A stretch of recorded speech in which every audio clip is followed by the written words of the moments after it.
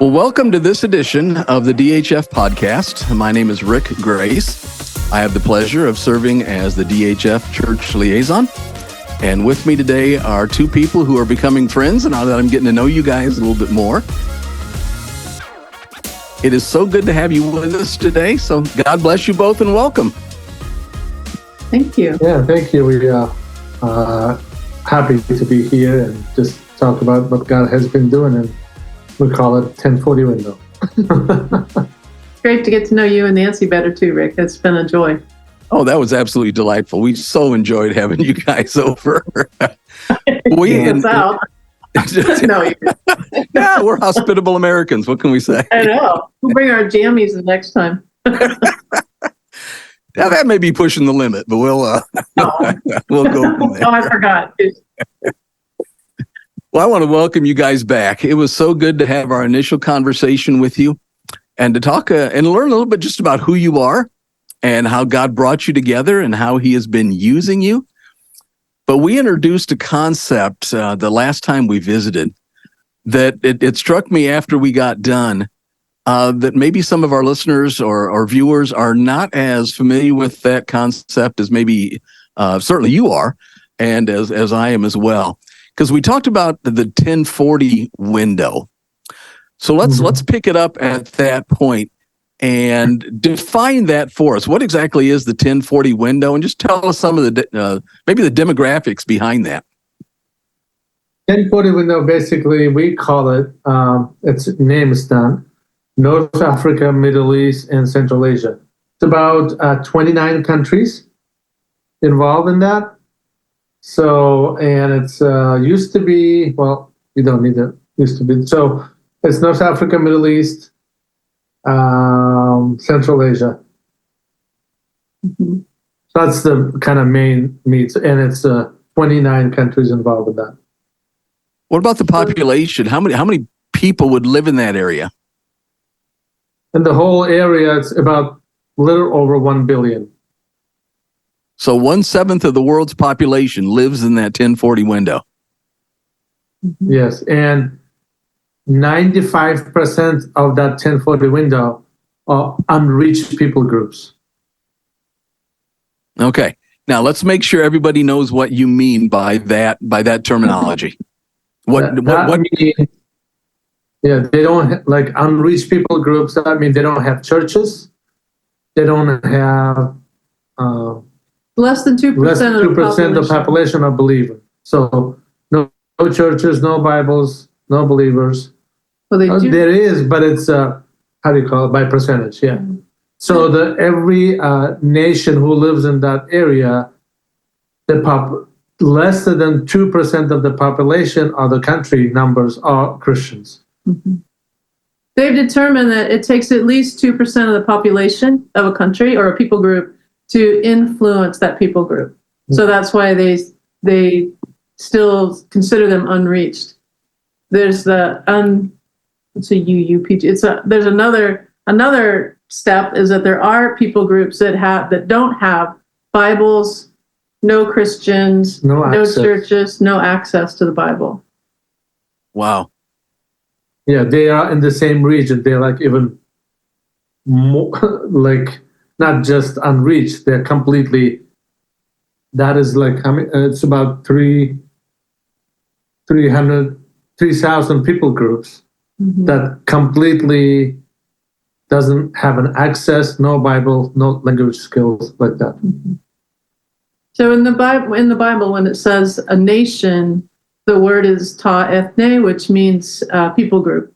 Mm-hmm. And so there's 16,000 people groups in the world. 7,000 of those are considered unreached people groups, which are less than 2% Christian. And then there's another 3,000 who are unreached. What's the word? I forgot. UUPG. Yeah, but what's the other one? Unreached and anyway, that's the group that there's no Bible, no representative, no Christians, no churches in that people group. So and that's 3,000. So there was 6,000 in the first group or 10,000 in the first group? 16,000 altogether. Overall. 7,000 that are Okay. unreached, but they do have Christians in that group. Unreached, that means they have less than 2% believers in their cultures. Okay. Mhm. 3,000 people groups who even doesn't have that. So that is the 3,000 who lives in that area. No Bibles, no Christians, no churches, no access to the gospel. That's 3,000 people groups. I think for many of us in the Western world, that's an inconceivable number. That It is. 2,000 It is. years after the birth of Jesus, there are still literally billions of people who have never had not just access to scripture, but in some cases have never heard the name Jesus even spoken. Or never met any other Christian. Never. Yeah, it's it's unfathomable until you've been in those places. When you look out and you see a sea of people and you realize no one here knows Jesus. And no one here knows anybody that knows Jesus because they're not in their area. Now, that doesn't mean they haven't gone on a website somewhere or seen it, or something like that. But it just means that there's no living, breathing example of a real person in their sphere. And I would say even your family, besides you and I, that's where his family is. Yeah, like the rest of my families, my uncles and aunts and their kids, they know that I became a believer. But except me, they have never met other Christian person. They all live in their homes in the area, and they probably never heard Jesus even exist. They only know Muhammad and Allah, and that's Well, it. they know they know Isa exists, Well, but they don't they've read never the heard Quran. of- That's the problem. Yeah, well, Yeah. but they've heard it. Yeah. But it's a city of 500,000 people where most of his relatives live. Mhm. So it's not at all cut off from the Western world. You became a believer. Did you know any other believers in your country? No, for the first 6 months, actually, a couple of guys who became believers, but there was other two guys who with me, they became believers. And one of them denied it. 1 week later, he said, "Oh no, it was a mistake." He left, and the other one, he was around for 1 year, and after that, he betrayed me and the other Christians. Started going to mosque and going to my parents, telling them that I became crazy. He denied Jesus and completely walked away. So I was the only one that I knew of. And later on, I met one family, but no young man. I never met any young man like me who's a believer, Uzbek. I met older people, not me. I was the first believer in my age, in my category, and during that time. The guy he was talking about, what happened was his sister saw him wearing a bracelet, like a 4 spiritual laws bracelet, and she told his dad what that was all about. And his dad asked him, "Are you a Christian?" And he denied it. Just like me, my dad asked me, and my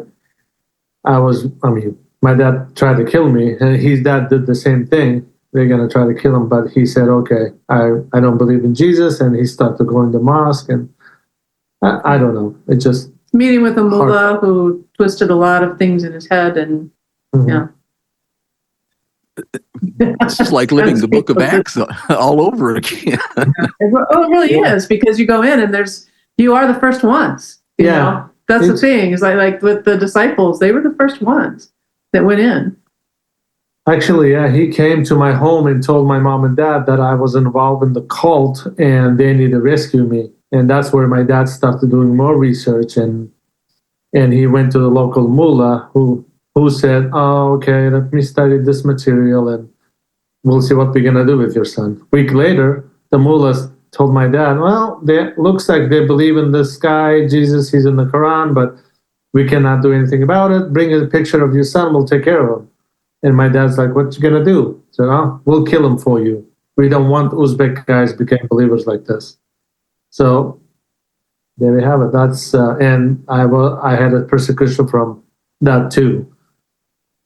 That is not something that most people in the Western world, one, have ever experienced, or two, could even get their minds around. That your family, simply because you say yes to Jesus, that Mm-hmm. issues a death warrant on you. Yeah. Yeah. So Yeah, and I don't know if I told you, but my brother, I met him. I mean, I do have a relationship with him. I talk with him time to time when I meet them. But he told me after 20 years, he said, "You don't know. You became a believer. You went to the other country, but we were here." And he said they were persecuted because their brother became a believer. His friends left him. They stopped inviting him to weddings and places. Like, oh, he's cursed. His brother became a believer, so we're not gonna hang out with him. So even though they are Muslims, they still got persecuted because one of their family member became a believer. what did Jesus say? I didn't come to bring peace, but a sword, to set brother against brother, father against son, mother against daughter. Yeah, Yeah. You know, that's happened. And you see it. Yeah. we can read that here in the U.S. and it's like, there's not, and for most of us, there is not a cost to Yeah. becoming a Christian. My nephew called me a Bible thumper, so and that's the persecution. I meet with 4 other guys on Monday mornings, and we've been going through 1 Thessalonians, and the study guide we've been using asks the question, have you ever been persecuted for your faith? And all 4 of us had to look at each other and say, maybe some social isolation or ostracization. Persecuted? Mm-hmm. No idea what that looks like. And what we in the Western world define as persecution, those in the developing world and probably in your 1040 window would look at us and laugh at what we would call persecution, because it just isn't. Yeah. Mm-hmm. In our presentation, we have a picture of one of the guys that was on my basketball team. He was 18 years old, and he came into practice with these big aviator glasses on. And I told him, I said, Ruslan, you can't see anything. You need to take the glasses off. Because I thought he was just trying to be cool. He eventually took them off, and he had 2 black eyes. And he said, I told my uncle I was a believer, and he beat me up last night. 18-year-old kid, sweet as he can be. And the uncle just pummeled him. And he's still a believer. We just saw him. We saw him when we were in a certain country in August.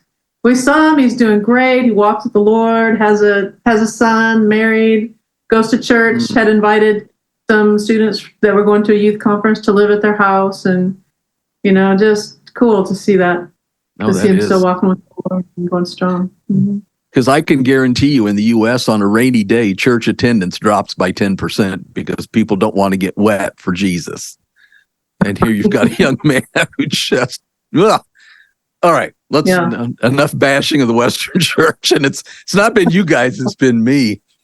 Well, you guys have your own issues. It's coming. Thanks.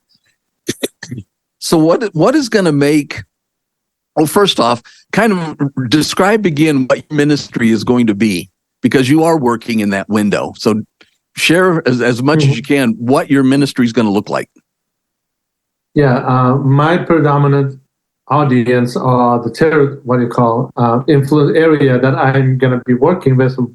It's Turkmenistan, North Africa, Middle East, and Central Asia. And my work was include with the Jesus Film Project. We call it partnership accelerator. So we partner with churches, young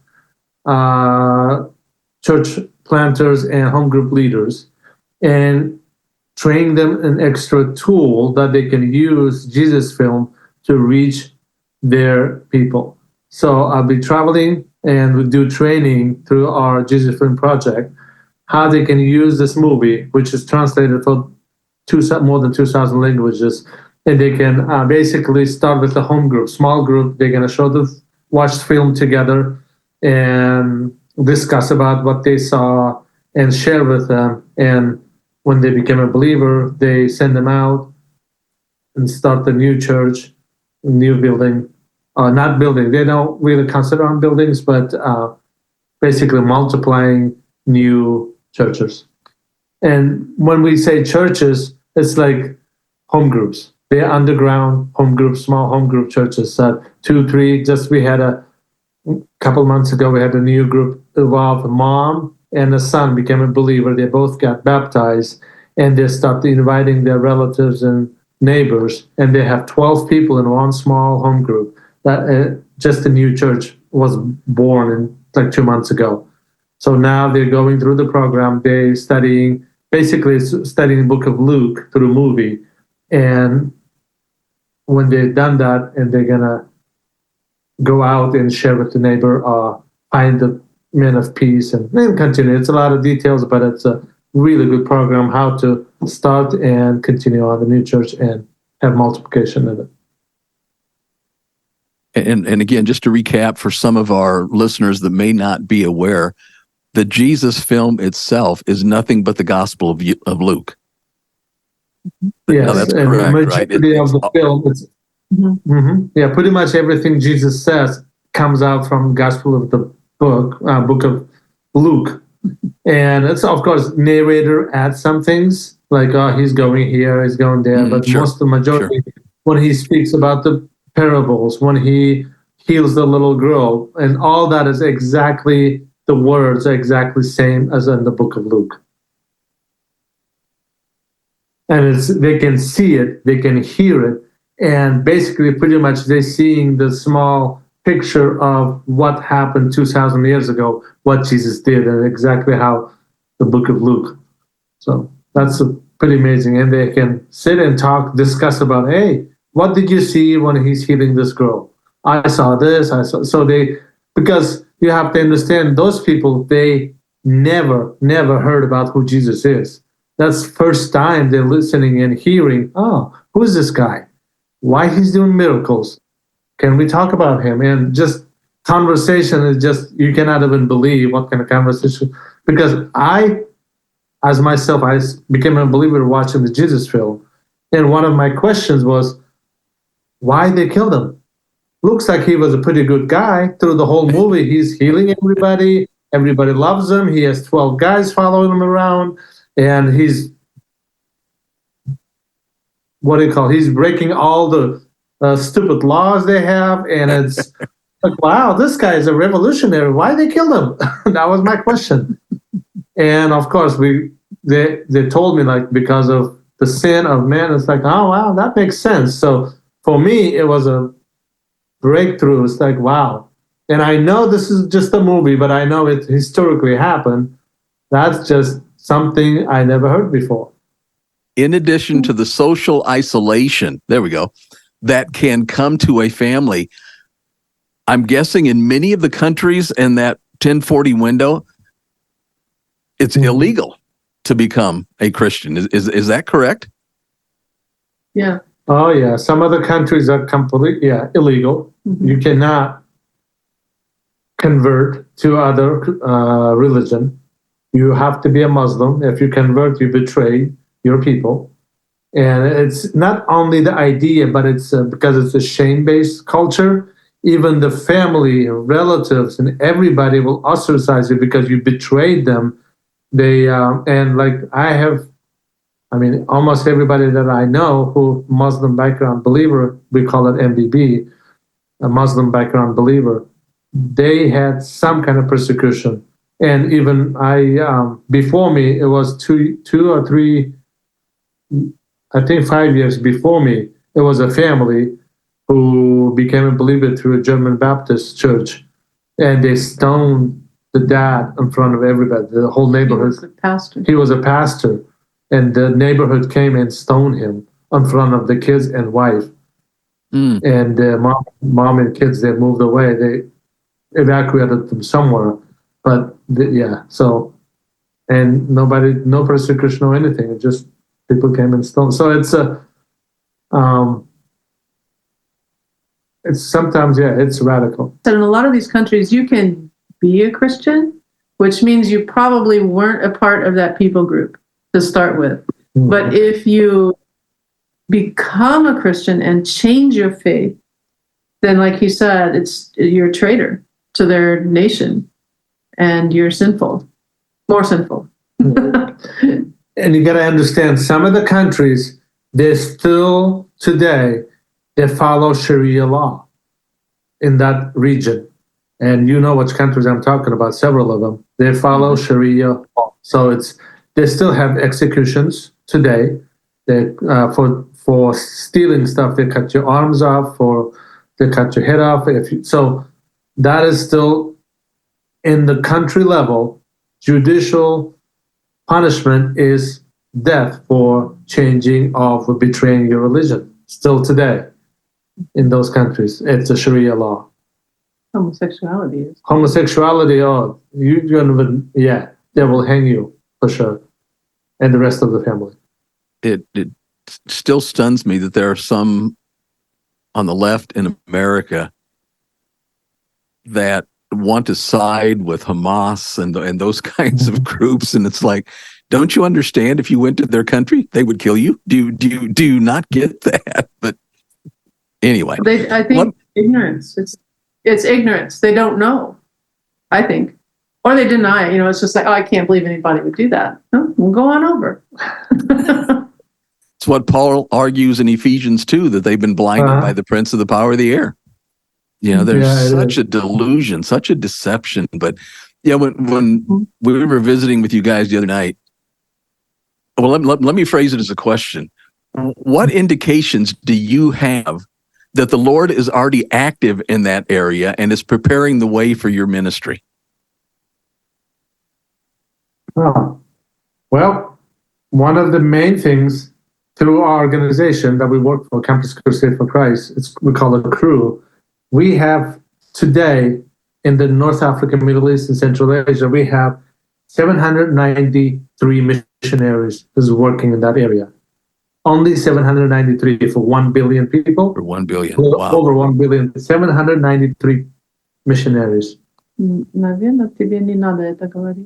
Well, yeah, but I mean, we do have people working there. So, and you shared with us the other night stories of dreams and visitations, and those kinds of things that God's already stirring the pot. Could you share a little bit more about that? As people have seen the Jesus film, or how God has visited them. I mean, how God has visited them. Yeah. So there's a radio tower that projects the Jesus film into those countries, and there's a phone number at the bottom where they can call and talk. Like, if you've done this, then you call this number. So at the end is a gospel presentation. And so there's a whole book. It's called I Just Saw Jesus. And so it's a whole book of these testimonies of people that saw Jesus and what happened. So this lady she was watching the Jesus film. She calls and she goes, "Hey, I need to, Jesus told me to call you." And they're like, "Jesus who?"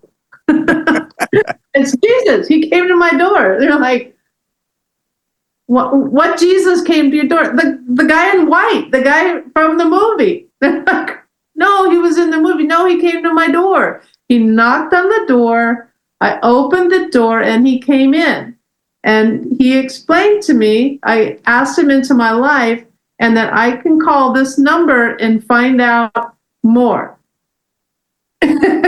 So Jesus knocked on your door and he actually came in and talked to you. Yes. What happened to him? He disappeared.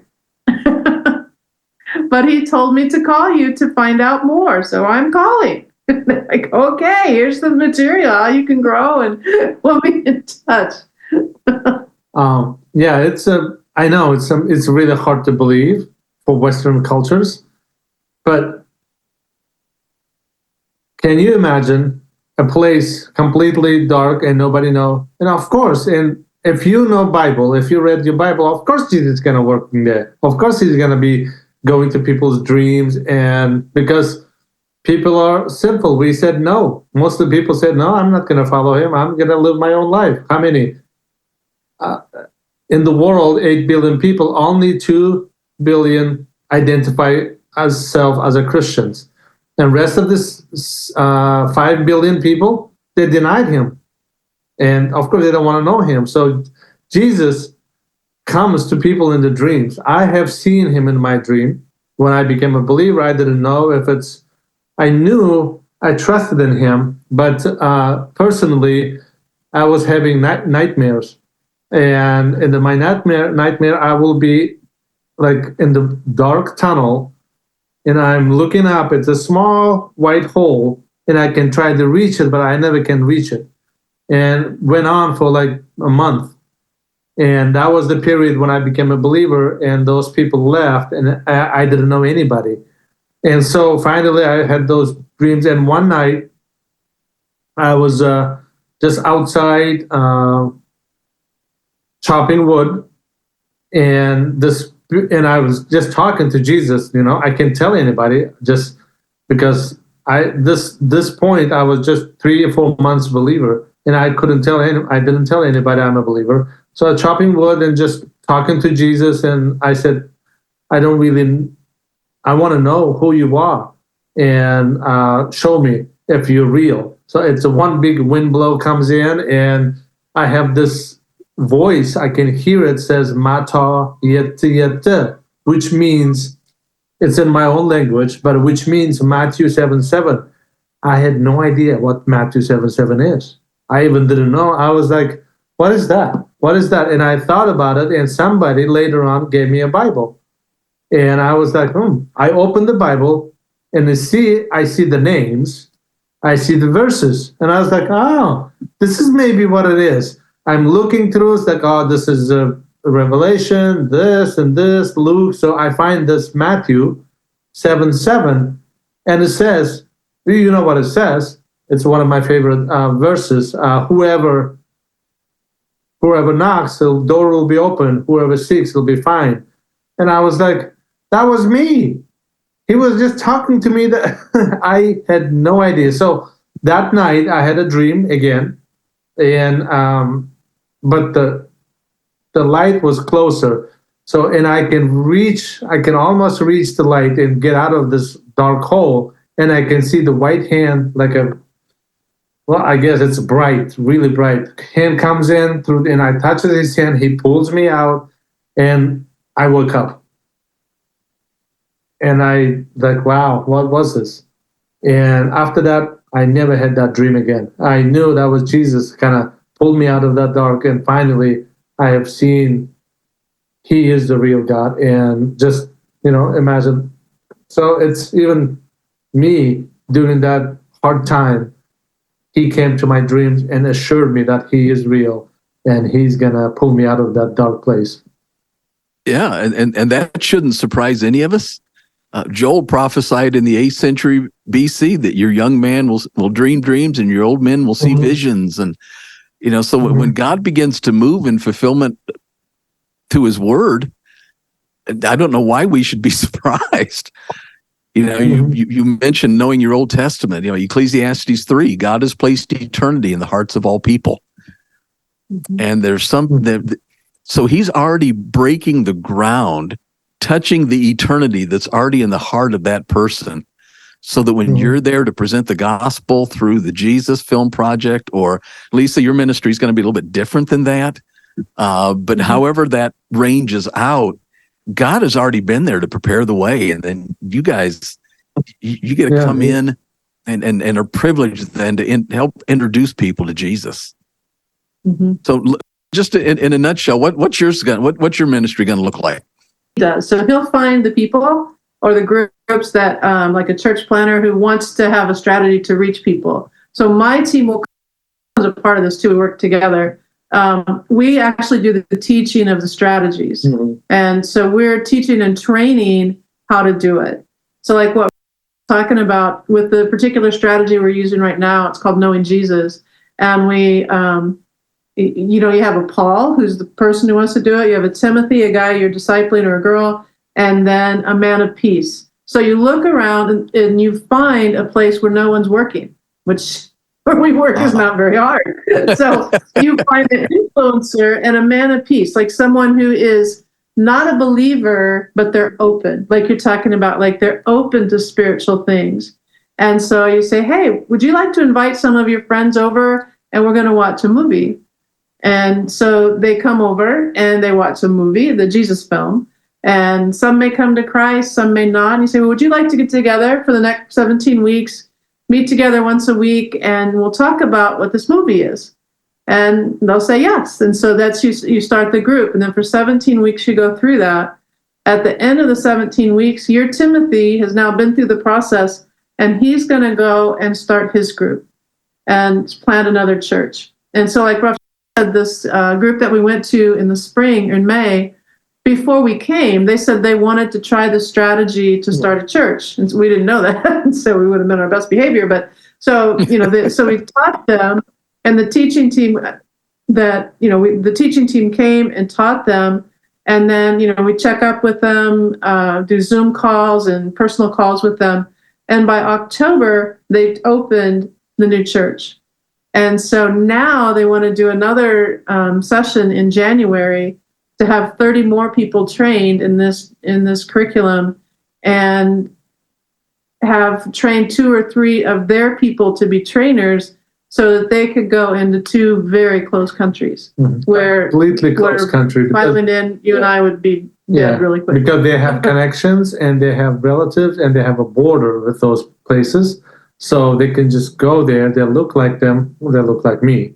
So they can go in those places that are completely closed and train people there in the new place. So my team is a training team. So we'll go first of all, into this area that Rafshan's talking about, where they find people. But there's people working like that all over the world through the Jesus Film Project. And so when they have a need for trainers, we'll go in. So one of the gals just went to Senegal and trained 300 African pastors with the team. We also did, and another gal went to Portugal for a youth ministry where there are a million young people. And so we go in there and train them in these various strategies. And for us being at the world headquarters in Orlando, it's a place like the strategy we're teaching started in Central America with a pastor who used the gospel, the Jesus film that's been divided into 61 segments.